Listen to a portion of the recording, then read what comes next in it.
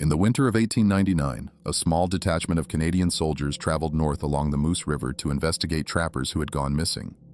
The mission was routine until strange tracks began appearing in the snow and voices called from the trees in familiar tones no one could explain. Something watched them from just beyond the lantern light. By the time they realized what was following them, it was already choosing who it would take first. So before we continue, please make sure to leave a like and let us know where you're watching from. Thanks. I first saw the orders in the yellow lantern light over the mess table at our winter post near Lake Abitibi. Frost edged the tent canvas, and our breath hung in the air while the captain read. We were a small detachment, away from the rest of the regiment for the season, and the cold had already worn us down. Patrol north, he said. Follow the Moose River. Check the trapper cabins. Men are missing. You have 14 days of rations. Make them last. 8 of us stepped forward. Sergeant O'Rourke was first, tall and heavy through the shoulders, beard full of ice, eyes that stayed calm even when the canvas snapped in the wind. Corporal Hayes came beside him, thinner, sharp in the face, always moving his thumb along the edge of his rifle stock. Dumont, our scout, stood a little apart, short and compact, with dark hair tied back and a long rifle across his shoulder. He had grown up along these rivers and spoke only when there was something worth saying. Lavoie and McKenna volunteered together. Lavoie was narrow in the chest and always ready with a comment, some attempt at humor that did not always land. McKenna from Halifax had a straight back and a quiet way of agreeing or disagreeing with only a look. Miller came last, youngest by several years, blonde hair showing under his cap, hands without old scars. I gave my own name because I wanted movement more than I wanted another week sitting in the same tent. We left at first light. The snow had hardened overnight, and our snowshoes crunched across it in a steady rhythm. 2 horses pulled a low sled loaded with hardtack, salt pork, spare blankets, and a small keg of kerosene. Our rifles lay across our backs or under our arms. Wool trousers, heavy coats, and scarves covered everything else. The cold still reached the skin beneath, but that no longer surprised any of us. Dumont walked ahead, breaking trail. When the wind shifted his scarf, I saw a small bundle of carved pieces hanging around his neck, bone and wood worn smooth by time. "Those charms from a priest?" I asked when we paused on a ridge. He shook his head. "From my people," he said. "For the woods." Sergeant O'Rourke heard but did not comment. The army did not issue such things, but no one thought of taking them. We all had something. Hayes kept a folded scrap of paper in his breast pocket and read the same line on it each night. Lavoie tapped the second button of his coat 3 times before he lay down to sleep. Miller cleaned his rifle every evening, whether we had fired or not. The first 2 days passed in a pattern that settled into our bodies. Walk until our lungs burned, rest long enough for the horses to catch their breath, move again. Trees rose close on both sides of the narrow track, spruce and pine pressed together, branches heavy with snow. The sky stayed low and flat and never truly brightened. Once I saw a thin column of smoke between the trunks, but by the time I pointed it out, it had already faded. At night, we dug shallow hollows in the snow, pitched 2 canvas tents, and built low fires that we coaxed from damp wood. The smoke clung to our clothes and hair. After a meal of meat and hard bread, talk always drifted toward the stories the lumbermen told in the camps. "Men say they hear something moving just beyond the light," Lavoie said on the 3rd night, staring past the ring of fire. "Not a bear, not a wolf. Something that follows, waiting for someone to step away alone." "Men say many things when the bottle is empty," O'Rourke answered. "The only thing that follows is the cold." Dumont watched the sparks rise. When the others grew quiet, he spoke without looking up. "There are older stories here," he said, "from before the logging roads.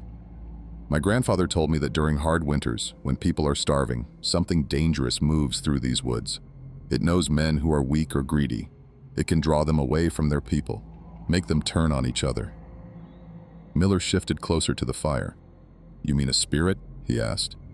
"Not a ghost," Dumont said. "Something that remembers when men first came here. It does not pass on. It only waits." The wind moved across the clearing and the trees gave a low creak. I told myself it was only another tale meant to keep children close to the hearth, but when it came time for my watch, I checked the dark between the trunks more often than I needed. Each time I turned, the fire behind me felt smaller. On the 4th day, the air turned sharper. The moisture seemed to leave it, and it cut through our scarves. Our path left the old logging trail and followed the frozen curve of the Moose River. Ice covered it from bank to bank. Snow lay thin over the surface, blown into ripples by past winds. We walked along the eastern bank in single file, keeping the sled near the trees where the snow lay deeper. Near midday, Dumont raised a hand. We stopped and watched him move down onto the river ice. A line of tracks crossed from the far bank toward our side. They stepped in an even pattern, one after another, and vanished into the trees behind us. He brushed snow from one of the prints with his glove. The mark underneath was long and narrow, deeper at the front than at the heel, with a clear split where toes should have been. Hayes knelt and set his hand inside the print. "It's larger than mine," he said, "and I do not have small feet." "Moose?" McKenna asked. "Maybe with a bad hoof." "No hooves," Dumont said. "No claws either." "Then what left them?" Miller said. His voice sounded too loud on the open river. Dumont's gaze moved from the tracks to the forest on our side, then to the empty ridge beyond the far bank. The skin around his eyes had grown tight. He gave no answer. "We move on," O'Rourke said. "Whatever made them is gone. Keep your rifles in hand." We stepped around the tracks and climbed back toward the tree line. I felt a strange reluctance to put my boots near those marks, as if they belonged to something that might object. The forest ahead looked no different than before, but every sound drew my attention. When a branch broke under the weight of snow farther in, my grip tightened on the stock of my rifle. By evening, we reached the first trapper's cabin marked on our map. It stood a short distance from the river, a low building of rough logs with a pitched roof under a heavy load of snow. No smoke rose from the chimney. No fresh tracks marked the small clearing around it. Only a few old snowshoe prints crossed the ground, softened and half-filled by later drifts. O'Rourke lifted a hand and we spread out without needing orders. Hayes and I moved along the right side of the clearing, rifles raised. McKenna and Miller took the left. Dumont stayed near the trees, watching the dark between the trunks rather than the cabin itself. The door hung slightly open. When I came closer, I saw that the wood around the latch had splintered inward. The iron catch lay bent on the ground. The hair on my arms rose under my sleeves. "Door's broken," I called. The sergeant joined me. He nudged the door with the barrel of his rifle. It swung inward on dry hinges and released a rush of colder air from the room beyond. "Hayes with me," O'Rourke said. "The rest of you hold the line outside. If anyone or anything moves in those trees, you call out." I stepped across the threshold and into the dim interior of the cabin. Hayes and I moved through a narrow entry into the single room. The shutters were closed, and the small window near the table had frost around the edges. A cold iron stove stood in the corner with the door ajar and ash scattered across the floor. A cot near the back wall was overturned. A blanket lay half buried in the trampled dirt. A tin plate had cracked down the center and lay beside a spoon bent at the neck. On the far wall, deep marks cut into the log faces in a cluster near the door frame and higher up near the rafters. The cuts were clean and long. I held the lantern while Hayes checked the corners. A trapper's ledger lay open on the table with a pencil across it. The last page had a few lines in an unsteady hand. "Read it," O'Rourke said from the doorway. Hayes spoke without raising his voice. "January 18th. Heavy snow. River ice holds. Heard knocking on the wall near the stove. No one there. January 20th. Meat cache broken. Something took strips and left the rope cut, not chewed. January 22nd. Track outside looks like a foot, not a boot. Long toes. January 24th. Woke to tapping along the roof. Heard my own name." We looked up at the same time. The ceiling boards had a row of fresh splits where something heavy had pressed down. I felt a brief pressure in my chest and tried to slow my breath. The air in the cabin carried a stale sourness, as if the room had been closed for weeks. Dumont stepped inside, eyes on the higher claw marks. He checked the spacing with his hand. "Too far apart for a man," he said. "Claw marks would be wider for a bear." "Could it be a tool?" McKenna asked from the doorway. "No," Dumont said. "These were not made by iron." "Any bodies?" O'Rourke asked. "No," I said. "No blood either." We searched the small lean-to at the back. A broken crate lay open with strips of dried fish scattered across the snow. A length of rope had been cut with one clean stroke. No knife lay near it. O'Rourke gave orders to secure the cabin for the night. The trees pressed close on three sides, and the river lay down a short slope on the fourth. We drew the sled near the wall and posted watches in pairs. Miller and I had first watch. We stood by the corner facing the river, rifles at readiness, lantern turned low. I kept the cabin wall at my back. The sky darkened and the cold settled deeper. The snow surface hardened until each step from the horses made a sharp scrape. Our breath rose and drifted away. For a time, there was only the sound of the stove inside and the creak of timber. After an hour, Miller touched my sleeve and pointed toward the river. Something stood near the center of the ice where the tracks had crossed earlier. It did not move. It had the height of a tall man or taller and an outline that did not match any animal I knew. The head seemed narrow, the shoulders drawn forward, the arms long. I lifted my rifle and felt the grain of the stock. The sight picture shook. I held my breath and steadied it on the corner of the cabin. "Do not shoot yet," I said. We watched. The shape did not sway. It did not breathe steam. It stood as if fixed. I blinked and saw nothing change. "Maybe it is a stump frozen in place," Miller whispered. "No stump grows from the center of a river," I said. A few minutes later, a hard gust moved down the valley. Powder blew across the ice. When the drift cleared, the shape was gone. No crunch of steps had reached us. No splash. The river remained smooth and unbroken. We did not call out because I did not know what we would say. The next pair took our place and we went inside. My hands shook while I unstrapped my snowshoes. I kept the lantern near and checked the wick without thinking. I slept for a short while and woke to Hayes speaking with the sergeant in a low voice. "Something circled us," Hayes said. "I found prints behind the cabin under the eaves." They stepped close together, no heel. "Did you follow them?" O'Rourke asked. "No," Hayes said. "They stopped at the deadfall and vanished." We ate a thin meal at dawn. No one spoke more than needed. Dumont marked the cabin door with a small carving and a line of ash. He bowed his head for a moment, not in prayer but as if measuring distance. We moved upstream again. The woods grew tighter and the path climbed over a series of ridges. The horses grew skittish and snorted at shadows. Lavoie gave them gentle curses and clucked his tongue. The sled stuck twice and we had to haul it clear by hand. Around midday we reached a narrow gorge where the river squeezed between stone. A light wind carried a smell like old musk and damp hair. We found the second cabin after the sun dropped. It sat at the edge of a small clearing with a pole rack for drying meat and a small smokehouse beside it. The door stood closed and latched. Smoke rose from the pipe but thinned as we watched, as if the fire inside had just gone down. "Someone is home," McKenna said. O'Rourke raised a hand and we spread again. He knocked on the door with the back of his glove. No answer came. He knocked again and named our unit. Still no answer. He lifted the latch and pushed inward. The warm air hit my face and carried the smell of spruce pitch and burned fat. A man sat on a stool near the stove. His head rested back against the wall. His eyes were open and dull. A rifle lay across his knees. A length of rawhide dangled from one hand. His cheeks were sunken and his lips cracked. O'Rourke stepped forward and touched the back of his wrist. "Cold," he said. "He died within the day." We searched the room. The shelves were almost bare. A bag of flour lay open and half spilled. A line of hooks on the wall held nothing. The smokehouse out back stood open to the air, door torn from one hinge. The drying rack had broken slats and a dark stain below.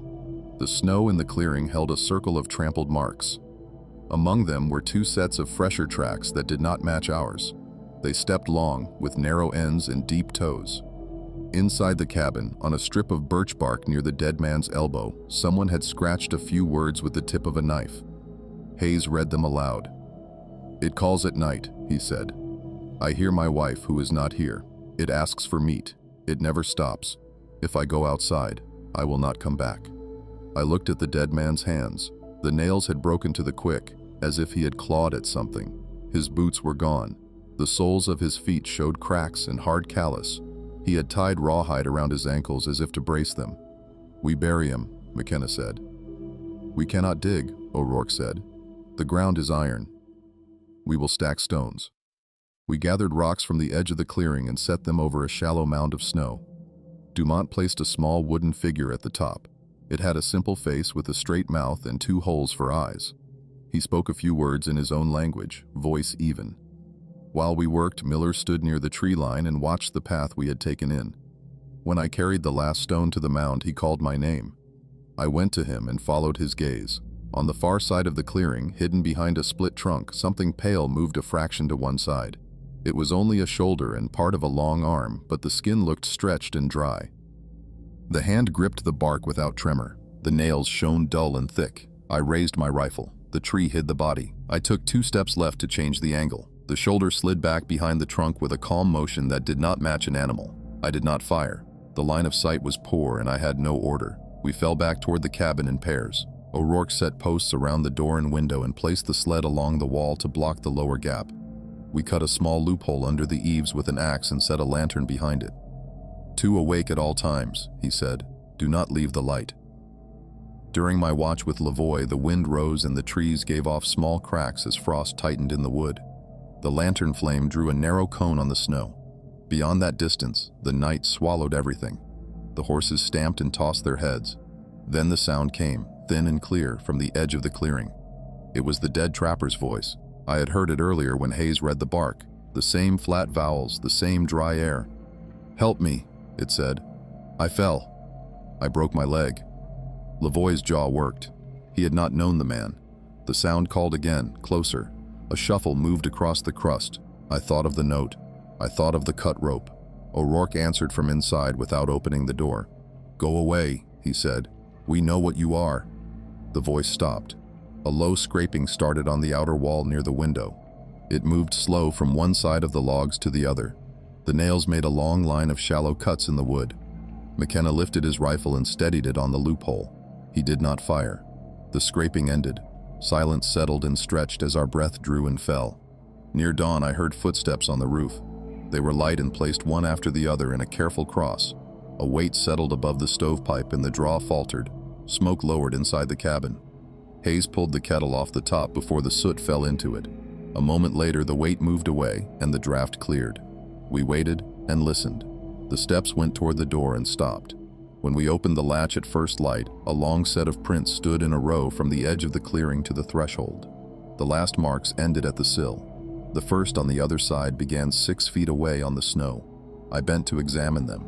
The toes had cut deep. The path led into the trees and melted into shadow. We did not speak about the call again. We packed quickly and moved upstream. The cold felt closer to the skin than before. I watched the line just inside the trees where our track ran. I saw a pale shape there, twice traveling with us and then dropping back. When I turned my head to fix it, it was gone. The others saw it too because rifles lifted and lowered at odd moments and hands went to straps and buckles and checked them again. In the afternoon, the wind carried the smell of fresh blood. We followed it to a small glade where a deer lay downed and open. The ribs had been pried apart. The organs were gone. There were no tracks around the carcass except one set that led in and led out. They pressed deep and did not wander. Miller swallowed hard. He had not yet seen a scene like that in winter without wolf sign. He looked to me, and I had no comfort to offer. We left the glade without taking any meat. It felt wrong to cut from something that might draw us back at night. As the light thinned, we reached a narrow valley with tall cliffs on both sides. The river ran straight and fast under the ice. Dumont said the third cabin lay 2 miles ahead at the mouth of a tributary. We pushed on. The horses balked and threw their heads. The sled's left runner hit a buried stone and snapped. We had to lift the load onto the right side and drag it unevenly through powder. Our pace dropped. The dark reached us while we were still an hour away. "We camp here," O'Rourke said. "No fire. No smoke. We eat cold." We set the tents in a hollow under the lee of a rock face. The lantern stayed dark. We passed biscuit and cold pork by hand. Everyone chewed in silence. The cold put a dull pressure behind my eyes. I thought of my bunk at the post and pushed the thought away. At midnight, during a change of watch, something moved in the snow beyond the hollow. It slid rather than walked, as if long limbs pulled it over the surface. It stopped near the sled. The horses trembled and tried to pull free. We lay still and held our breath. A long arm reached under the tarp and drew out a sack. The sack tore. The meat inside slid onto the snow. The shape crouched and began to eat. The sound was wet and steady. It did not pause to listen. "Hold," O'Rourke whispered. Miller shifted, and a buckle on his strap touched metal. The sound was small but clear in that stillness. The feeding stopped. The head turned toward us. I could not see the features, only the outline of jaws that opened too wide. I counted my breaths and kept them slow. The shape rose to its full height and stood still. Then it moved away without hurry. It went up the slope with long steps and disappeared over the ridge. When it was gone, I realized my hands had gone numb on the stock of my rifle. I rubbed them together and waited for pain. Hayes covered the tear in the sled tarp with a blanket. No one slept after that. We waited for the thin light and left the hollow as soon as the horses could move. The third cabin sat near the meeting point of the two rivers. The tributary cut a narrow channel through stone and joined the Moose River at a wide bend. The cabin stood on a rise overlooking the water with a small shed beside it. Smoke did not rise from the pipe. The front door was closed, but snow had been pushed aside along the threshold sometime within the past day. The prints there were human boot prints, not the long, narrow ones. They led around the side and vanished into brush. We approached in silence. The horses refused to step closer, so we tied them to a small stand of birch 30 paces back. Dumont crouched near the cabin wall and placed 2 fingers against the wood. He closed his eyes and stayed still for a brief moment. "There is someone inside," he said. "Alive." O'Rourke tapped twice on the door with his rifle butt. "Canadian Forces Detachment," he said. "We are entering." No answer. He pushed the latch. Inside, a man crouched in the corner with a knife clutched tight in his fist. His beard was thick and gray. His coat sleeves were torn. He had a wound along his forearm where the skin had been stripped in a long, shallow path. His teeth chattered, though the stove glowed red. When he saw us, he raised the knife higher, not in threat, but in fear. "Keep back," he said. "It is here at night." It watches through the cracks. Hayes took slow steps and lowered his rifle to hip level. "We will not harm you," he said. The man's shoulders dropped. He lowered the knife point but did not put it down. His voice shook. "It came when the last trapper passed here. He said something followed him 3 nights. He said he heard his brother speak to him from outside. I told him to stay until morning. He left anyway. I never saw him again." He pointed toward the tributary with the knife. "I followed his prints for half a mile. They ended near an outcrop. The long prints overlapped them. I returned here before nightfall." O'Rourke checked the windows and door and secured them. "You are coming south with us," he said. "We will escort you back to the post." "No," the man said. "It will follow you. It does not stop. It knows hunger that does not fade." "We have rifles," McKenna said. "It does not fear a rifle," the man said. "You must burn it." We did not reply. None of us had heard anything that implied fire could destroy this creature, but the man's certainty made my stomach tighten. He spoke again before we could ask more. "It grows stronger the longer it follows. It learns your names. It remembers your voices. It makes you think someone you know is outside calling for you. You cannot answer it." The stove crackled. The room held a stale dampness. The man's eyes flicked to every shadow before returning to our faces. He looked ready to bolt at the smallest sound. We gave him food and water. His hands shook while he ate. When his stomach settled, he told us he had been here alone for 17 days. He broke the chimney stones himself so less smoke would escape. He had not slept longer than minutes at a time. He said the creature had stood outside his window last night until dawn. We debated staying here or pushing further east. Dumont argued to keep moving. "It knows this cabin," he said. "If it returns to a place it expects someone, it will look here first."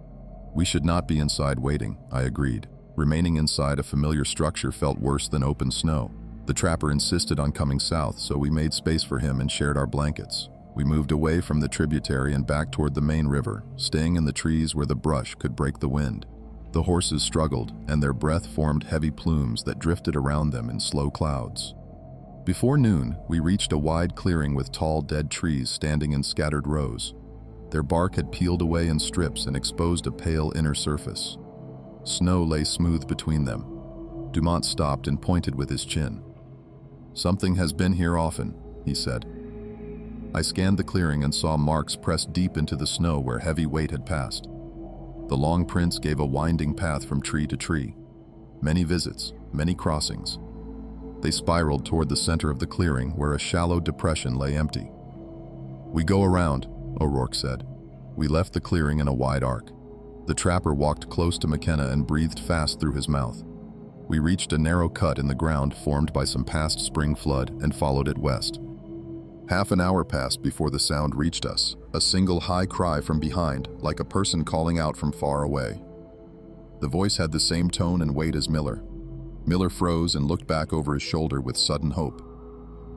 "That was my brother," he said. His brother was not out here. His brother was not even alive. "Keep moving," O'Rourke said. His voice held no hesitation. Miller's face twisted. "It sounded like him," he said.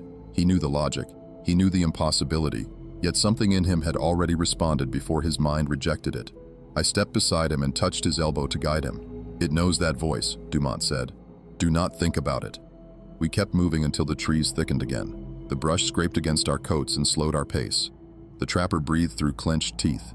His wound seeped again and left small flecks of red where snow brushed it. By late afternoon, tension had driven every conversation to silence. Hayes finally spoke to break it. "This thing is choosing when to be seen," he said. "It knows we saw it. It wants us too tired to make a good choice," Dumont said. "It wants us to separate." We reached a small shelf above a frozen pool at the river's edge. We made camp there because the slope behind us formed a barrier and narrowed the approach. We could see anything that would come from below. O'Rourke chose the watch order. I had second watch with Miller. When my watch came, the night mute cold pressed through every seam. Miller stood 10 paces away near the jut of rock. He watched the river ice below. "It sounded exactly like him," he said quietly. "Not close, not clear, but like him. He is not here," I said. "You know that." "I know," Miller said, "but it is not trying to fool us with random noise. It knows voices. It knows something." We stayed like that for a long time. My eyes strained at the tree line. Nothing moved. My breath slowed. The second half of our watch passed without another sound. I thought we might have a quiet night. The trapper screamed first. His voice tore out of the tent canvas with raw panic. Then the canvas ripped. O'Rourke burst from the tent with his rifle and lantern. Shadows moved fast near the ground. The trapper was gone from the tent. The prints led down the slope toward the river in a dragging line. We ran after them. I was first down the trail and nearly fell twice. The prints led to the pool at the river bend. A pale arm rose from the ice fog. Long fingers dragged the man under into the darkness below. His knife clattered on the ice and slid toward me. Hayes reached the spot and raised his rifle, but nothing remained to aim at. The cold air churned and stilled. The pool froze smooth again as if nothing had broken through. The trapper was gone. We stood around that frozen pool and none of us spoke for several seconds.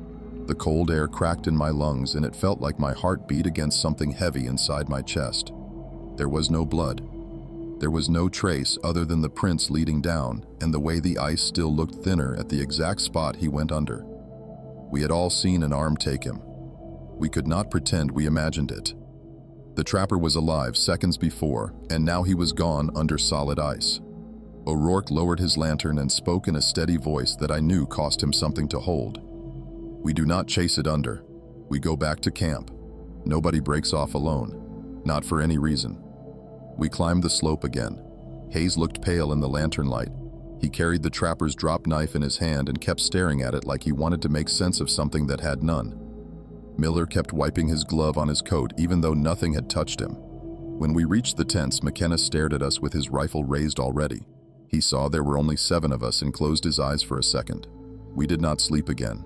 We moved at first light toward the south with no food stop. Everyone kept scanning to the left and right between the tree trunks. The silence of the forest felt heavier. The snow seemed brighter and more reflective. Each footstep felt loud and careless and wrong. The river bent toward the west and we followed it because the straightest path back to the post would cut open ground too exposed. None of us wanted open ground. Hayes walked beside me after an hour. "Do you think it knows which one of us is weakest?" he asked without looking at me. "It took the injured man. He was barely able to hold a knife," I said. "That is still weakness," Hayes said. "Which of us looks weak now?" I did not answer. I did not want to think about who looked weakest or what that would even mean to a creature like that. By midday, we saw something ahead near the riverbank. A small cluster of spruce leaned in one direction, roots twisted out of the ground. Beneath them lay the bones of a moose. The skull had been split clean along the top. The rib cage was pried out wide and most of the spine was exposed.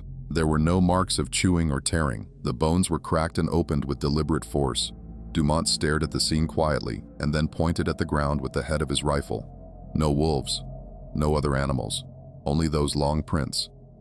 They circled the kill in wide arcs, almost like the creature had studied it before taking it apart. O'Rourke set a faster pace after that. He did not speak this time, he just moved faster. The rest of us matched it without complaint. The horses pulled with small, terrified snorts now. They wanted out. They wanted distance more than any of us did.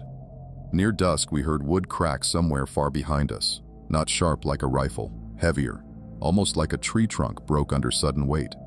Hayes flinched. He turned his head and pressed his lips together. I kept walking and only breathed slower.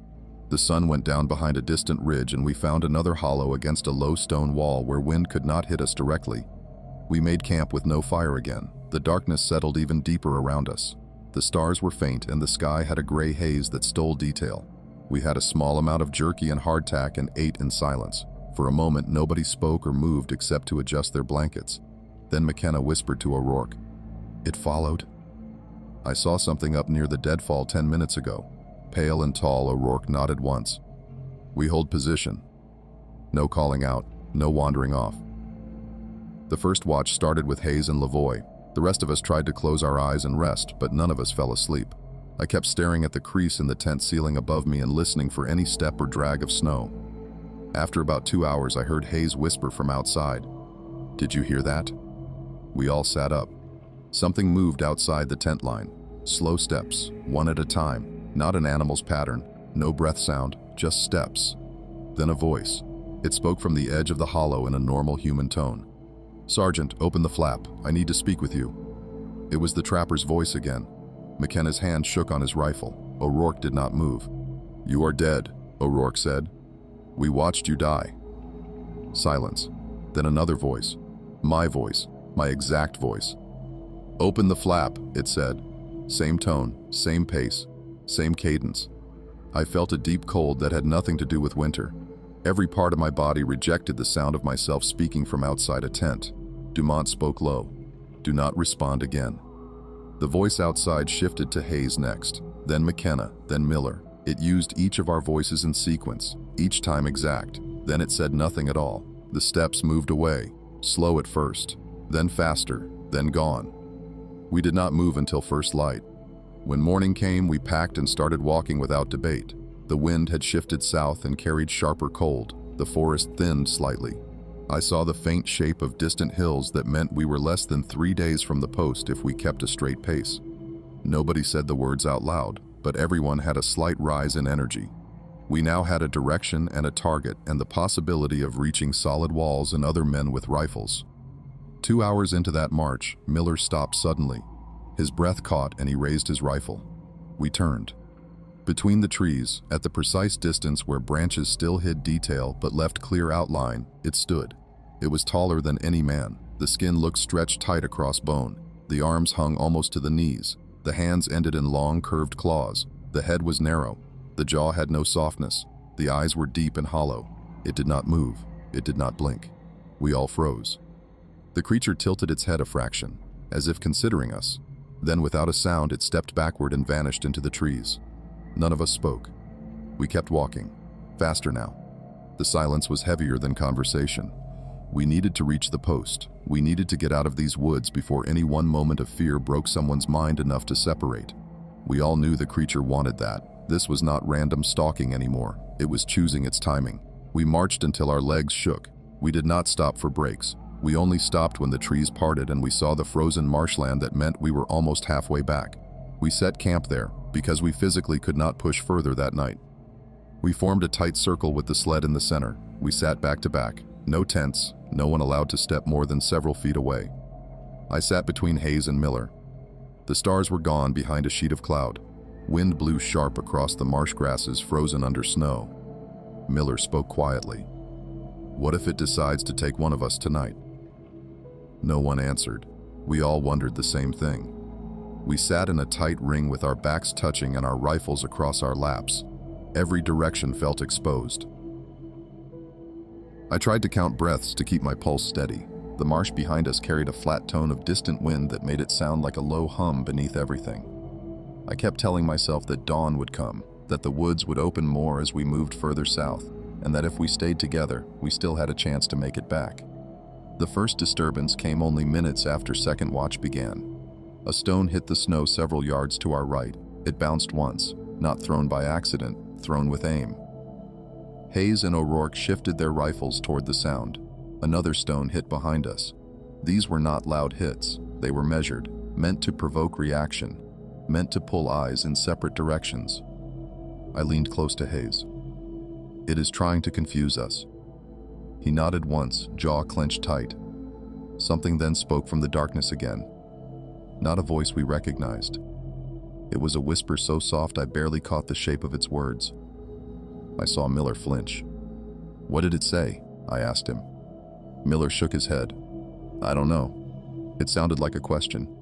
The wind shifted and the whisper rose again. This time I could hear enough to know what it was trying to do, but I still couldn't make out the exact meaning. It was speaking quietly enough that we would lean forward to catch it. That was the point. It was testing how curious we were willing to get. Sergeant O'Rourke broke the silence. "It does not approach unless someone breaks the circle. Nobody moves. If you hear something you recognize, do not look in that direction." We stayed like that until there was color in the sky. Not full dawn, enough to see our breath in faint blue instead of black. The marsh glowed with a weak early light that gave shape to the low shrubs and broken reeds around us. I had made it through the night without losing focus, but my joints hurt and my throat felt raw from breathing cold air.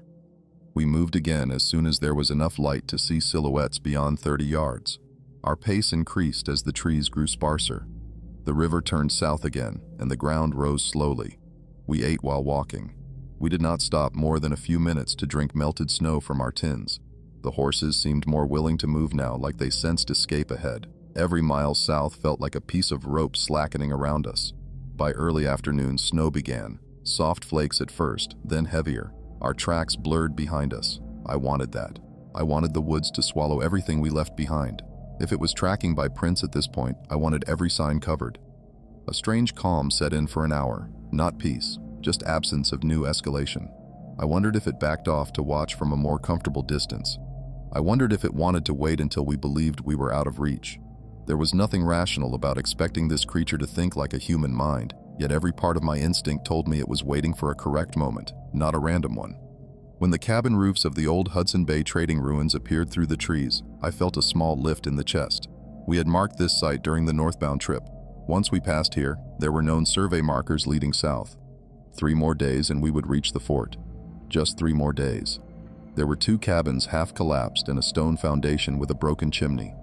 We sheltered briefly under the leaning porch of the least ruined cabin. Snow had gathered in the interior since the roof had partially collapsed inside. We did not enter deeper. It felt wrong stepping over the boundary of abandoned structures after everything that had happened. O'Rourke checked his pocket watch. "Another hour before dark," he said. "We cover another 2 miles and then we camp in a defensible low basin. We can make that. Everyone stay sharp." We started forward again through the thinning trees. The snow began to slow. Visibility improved. Then Dumont raised his left hand sharply and everyone froze. Ahead, 40 yards out, across a small rise, was a human body face down in the snow. Miller almost stepped faster, but Hayes caught his sleeve. "Wait," Hayes said. We formed a line and approached slowly. The horses shivered and shook their heads. The sled runners scraped lightly behind us.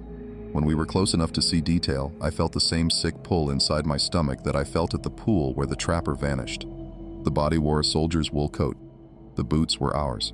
The coat was torn open across the back. Bone showed through the tear. The spine had been opened. There was no blood pooling in the snow, which meant whatever emptied that body had done so without rupture or spray. Sergeant O'Rourke knelt beside the body and rolled it with the flat of his rifle. The face turned toward me. It was Private Mercer. He had been separated from another detachment 3 weeks before and was rumored missing along this route. We had assumed wolves, but we never found his trail then. We stood silent while the snow thickened around us again. Dumont finally spoke.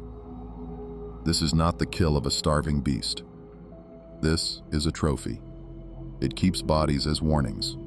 O'Rourke straightened and looked at each one of us. "We do not break. We keep moving south and we do not slow down." Nobody argued, not even Miller. We dragged Mercer's body under a large spruce and covered it with branches and snow, not a burial, but enough so his face would not be left open to the sky. Just as we finished covering him, I heard a sound behind the nearby ridge, a heavy step, a deliberate shift of weight against a tree trunk. Not running, not stalking, standing there, watching. O'Rourke raised his rifle toward the ridge. "Eyes forward. Keep formation." We pulled the horses far closer to us and started moving again. For the next hour, we walked without speaking a single full sentence. Every few minutes, we all felt that urge to look behind us. Every few minutes, we held ourselves back. And the whole time, I felt it behind the line of trees, matching our pace, not rushing, not afraid, studying which moment would break us enough that one would fall behind. We found a basin sheltered by rock just after nightfall. The river curved behind us and the ridge formed a hard barrier on two sides. We set no tents again. We sat close in a circle with the horses inside our perimeter. No one wanted canvas between us and sightlines. Even the horses kept their heads low and rested their weight forward like they were preparing to bolt at any shift in pressure. We did not talk about strategy. Everyone already understood we were beyond tactics. This was endurance. This was making it until daylight again.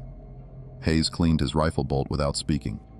McKenna chewed slow and steady on a small piece of bread. He looked like he was forcing each swallow. Lavoie stared into the snow in front of him. His lips moved slightly like he was thinking through something he didn't want to say out loud. Dumont sat with his hands resting on his knees and his gaze fixed on one line of trees in particular. That made me watch the same line. I tried to see what detail drew him. The first sound came like a low, shifting pressure in the brush. Not movement, more like weight leaning slowly against a trunk and then easing off of it. Then again, steady and patient. Miller shifted closer to me. "It is waiting for one of us to panic," he whispered. I nodded. "It wants someone to break formation. That is how it separates us." O'Rourke kept his voice level. "Nobody stands. Nobody breaks the circle. If someone thinks they see something behind them, they tell the man next to them. Do not turn alone." Minutes passed. My legs cramped and my shoulders felt locked. Then wood snapped behind McKenna. He jerked slightly and inhaled through clenched teeth. Hayes raised his rifle an inch. We all leaned toward that direction slightly without meaning to. I could feel it manipulating how our bodies wanted to shift. It was moving pressure back and forth like herding tactics. Then a voice whispered from the brush, "Corporal Hayes." Hayes froze. It was a woman's voice, fully human, not distorted, not broken, calm and steady. Hayes blinked twice. His breathing changed rhythm. "That sounded like my mother," he whispered. He reached his hand inch by inch toward his rifle strap. I put my palm on his wrist, firm but not aggressive. "She is not in these woods. This is not her." His hand trembled. He stopped moving his arm. His eyes stayed fixed into the dark. If I had hesitated 2 seconds longer, he would have stood. Then the voice shifted tone. It used Hayes' voice again, the same cadence we heard before at the marsh. Then it used O'Rourke's voice, then Dumont's, then mercilessly, it used mine again. Hearing my own voice speak words I did not say made something freeze inside my chest. It said a single sentence. "You are already dead." No one reacted out loud. No one broke. But I could feel the line of dread run through every man. After that, silence held for several long minutes. Then a sound hit the rock above us, a solid impact. Then another, heavy, like a large stone thrown with perfect control. Dumont leaned slightly toward the sergeant. "It is escalating because night is deep. It wants a mistake before morning." We all braced ourselves harder. Hours passed like that without another voice. We rotated watch, but all of us were awake anyway. Near dawn, the wind shifted. The air felt thinner. The light began to rise. I felt something loosen inside me when I saw the faint blue of day return. We waited until the sky had color before standing. We stretched our legs slowly, careful not to make sudden movement. The horses shook out their manes and stamped their hooves. We marched again. The next 2 days south were not easy, but the creature did not appear in front of us again. Only distant footfalls once. Only a flicker of height behind a line of birch. It was letting distance build while forcing exhaustion to grow inside us. Every time we tried to convince ourselves we might have left it behind, it gave a small sign we had not. On the 3rd day south, the tree line thinned far enough that I could see open ground ahead. The land sloped downward toward the frozen flats not far from the outpost. I saw faint smoke far away in the distance like a thread in the winter air. We were close. The horses sensed it too and started pulling harder. Our boots touched old packed ruts in the snow from past patrols. 2 hours later, we saw the post palisade. I stared at the shape of the gate and let myself feel relief because it was right there. A structure of human wood and iron hinges and stone hearths and lanterns that did not lie and did not play games with voices. O'Rourke turned to all of us. "We do not slow. We do not stop. We get through that gate and we haul that bar down quick." We moved across the open last stretch fast. Halfway across the open field, Miller fell behind 2 steps. He looked drained, like his boots suddenly weighed more. I reached back and grabbed his coat sleeve to pull him forward. That was when I heard a break behind us. A short single crack. When I turned my head, Miller was gone. There was a shallow trench in the snow that cut sideways toward the tree line. No scream, no struggle, just absence.